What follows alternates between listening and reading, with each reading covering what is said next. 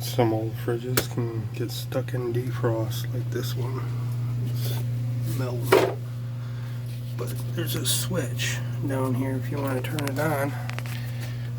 At the bottom of the door. Right here. Pull this wire out of here. It's dirty as hell.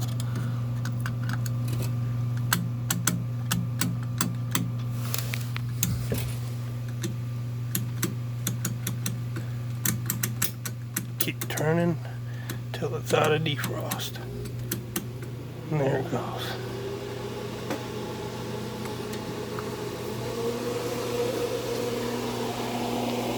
Compressor should